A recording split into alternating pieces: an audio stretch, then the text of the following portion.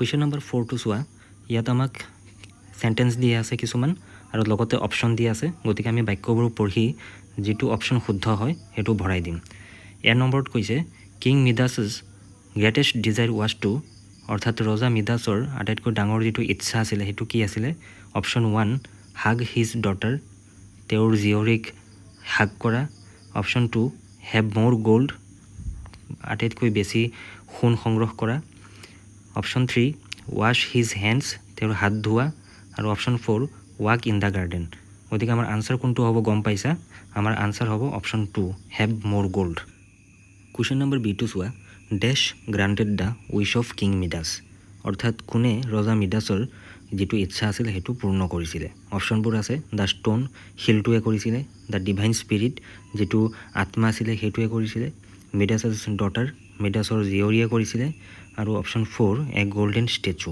এটা সোণৰ মূৰ্তিয়ে কৰিছিলে গতিকে আমাৰ আনসাৰটো হ'ব option 2 the divine spirit question number C টো চোৱা king Midas got rid of his golden touch by dash অৰ্থাৎ ৰজা মিডাছে তাৰ যেটো যাদুকৰী শক্তি আছিল হেতুৰ পৰা কেনেকৈ ৰেহাই পাইছিলে অপশ্যনবোৰ হ'ল 1 উইচিং ইট এৱে উইচিং আছে এটো ৱাশিং হ'ব লাগিছিলে অৰ্থাৎ এই শক্তিটোক ধুই দিয়াৰ পিছত তেওঁ তাৰ পৰা ৰেহাই পাইছিলে অপশ্যন 2 ৱাশিং his hands in the river তেওঁৰ হাত নদীত ধোৱাৰ পিছত তেওঁ ৰেহাই পাইছিলে option 3 taking a walk in the garden বাগিচাত খোজ কাঢ়াৰ পিছত বাই হাগিং হিজ ডটাৰ বা তেওঁৰ জীয়ৰীক সাবটি ধৰাৰ পিছত গতিকে আমাৰ ইয়াৰ আনসাৰটো হ'ব অপশ্যন 2 ৱাশিং his hands in the river question number D টো চোৱা the lesson that King Midas learned from his experience is dead অৰ্থাৎ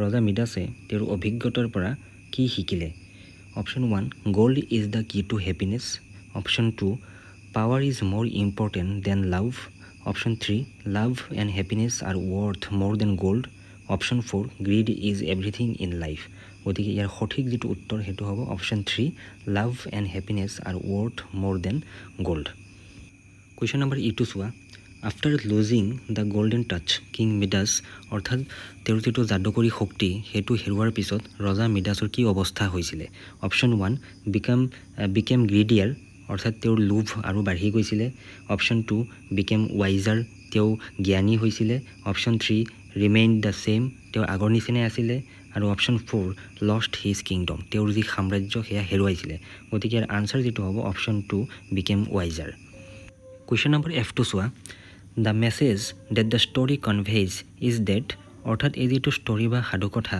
এইটো আমাক কি সংবাদ দিয়ে option 1 material wealth gives happiness অৰ্থাৎ পাৰ্থিৱ যি সম্পদ আছে সেয়া আমাক সুখ দিয়ে option 2 greed makes a man blind and foolish অৰ্থাৎ লোভে মানুহক অন্ধ আৰু মূৰ্খ কৰি তোলে option 3 gold is more valuable than life সোণ জীৱনতকৈ বেছি মূল্যৱান option 4 a golden touch is more valuable than happiness এটা সোণালী স্পৰ্শ আমাৰ সুখতকৈ বেছি মূল্যৱান গতিকে আমাৰ আনসাৰ যেটো হ'ব ইয়াৰ সঠিক যেটো উত্তৰ হেতু হ'ব option 2 that is greed makes a man blind and foolish question number 5 টো চোৱা ইয়াতে আমাক যেটো ষ্টৰি আছে গোটেই ষ্টৰিটো আমাক খেলি মেলি জাম্বল সেন্টেন্স অৰ্থাৎ খেলি মেলিকে দিয়া আছে গতিকে এই ষ্টৰিটোৰ যেটো সামাৰি সাৰাংশ পাবলৈ আমি কি কৰিব লাগিব এই খেলি মেলি হৈ থকা বাক্যবোৰ সিৰিয়ালি কোনটো ঘটনা আগত হৈছিল তাৰ পিছত কোনটো হৈছিল হেনেকে আমাক মিলাব দিছে প্ৰথমতে আমাৰ কাৰণে এটা কৰি দিয়া হৈছে চোৱা যেটো 1 আছে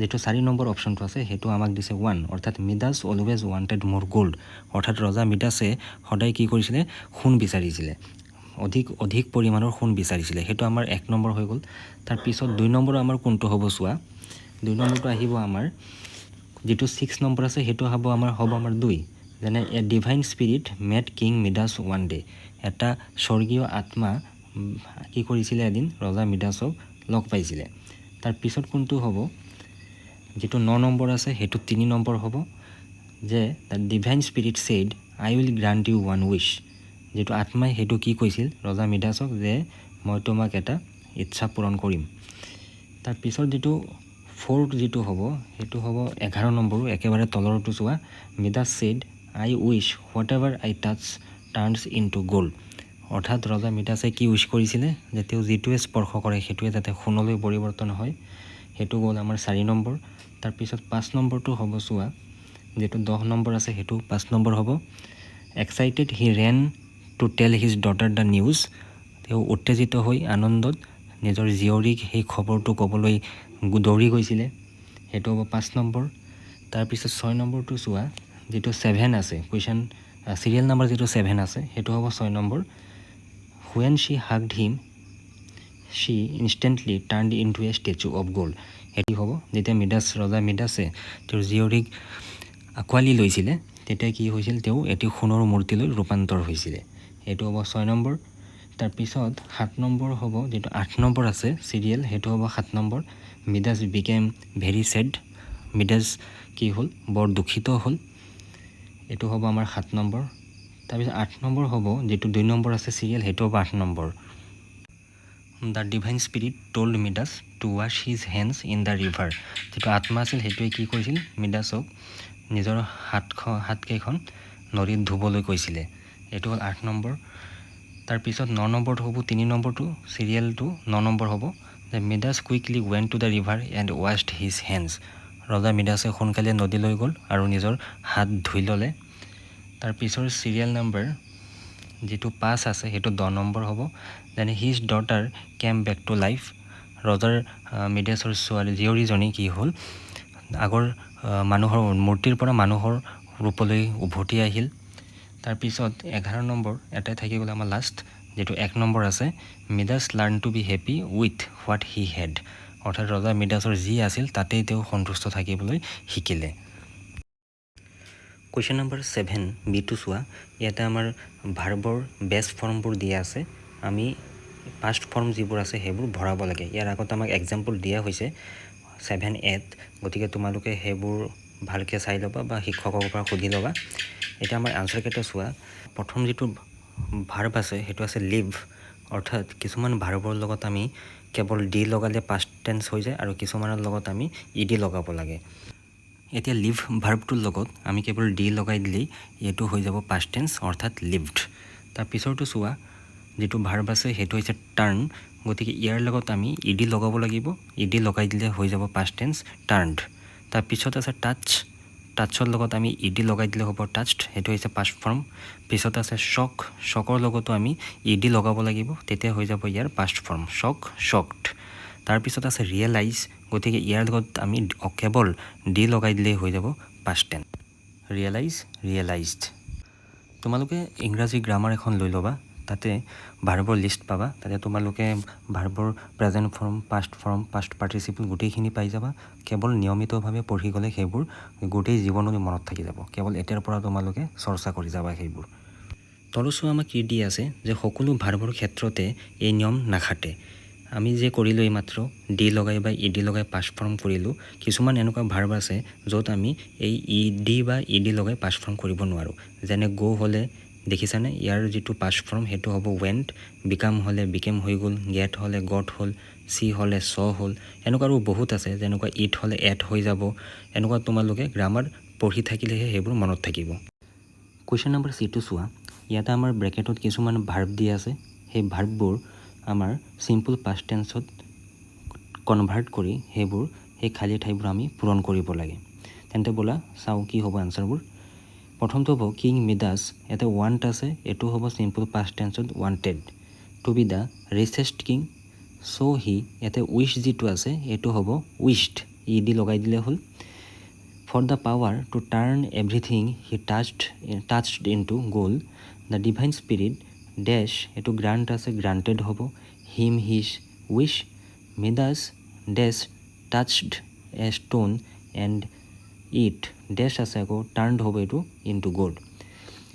the princess also' turned to a statue of gold when the king hug আছে এইটো পাষ্ট টেন্সত হাগড হ'ব হাৰ। শ্ল'লি হি ৰিয়েলাইজড হ'ব that everything he touched turned into gold. He wanted to get rid of the golden touch. He washed his hands in the river. The water of the river removed the golden touch from his hands. গতিকে ইয়াতে কিছুমানৰ লগত আমি কি কৰিব লাগিব, D লগাব লাগিব, কিছুমানৰ লগত আমি ইডি লগাই দিলে কি হৈ যাব, চিম্পল পাষ্ট টেন্সলৈ ৰূপান্তৰ হৈ যাব। ইয়াতে চোৱা কুৱেশ্যন নম্বৰ 12A পোষ্টাৰ এখন দিয়া আছে। এই পোষ্টাৰখনত কিছুমান ইনফৰ্মেশ্যন আমাক দিয়া হৈছে আৰু সেইফালে থকা খালী ঠাইবোৰ ইয়াৰ পৰা পূৰণ কৰিব লাগে। এতিয়া চোৱা ইনফৰ্মেশ্যনবোৰ। আমাৰ প্ৰথমটো দিছে the organiser of the magic show' is, যে আমাৰ মেজিক শ্ব'টো কোনে অৰ্গেনাইজ কৰিব। ইয়াতে আমাৰ পোষ্টাৰত দিয়া আছে দ্য ছানৰাইজ ক্লাব। 2 নম্বৰটো হ'ব the show' will be presented by, অৰ্থাৎ এই শ্ব'টো কোনে প্ৰেজেণ্ট কৰিব। ইয়াতে হ'ল great magicians N Rupa and I Hussain. Question number 3টো হ'ব the show' will be held from, কেতিয়াৰ পৰা অনুষ্ঠিত হ'ব। 1 পৰা 4 মে 2025 আৰু 4 পৰা 6 বজাৰ ভিতৰত আবেলি।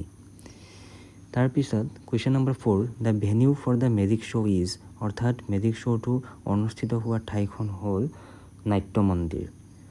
কুৱেশ্যন নম্বৰ 5টো চোৱা the address to buy tickets online is, অৰ্থাৎ অনলাইন টিকেট বুক কৰিবলৈ যিটো এড্ৰেছ দিয়া আছে পোষ্টাৰত সেইটো হৈছে www.magicworld.com। ভিডিঅ'টো শেষলৈ চোৱাৰ বাবে সকলোলৈ ধন্যবাদ। এই ধৰণৰ ভিডিঅ'বোৰ পাই থাকিবলৈ আপোনালোকৰ প্ৰিয় চেনেল স্কুল মন্ত্ৰটো ছাবস্ক্ৰাইব কৰি লওক।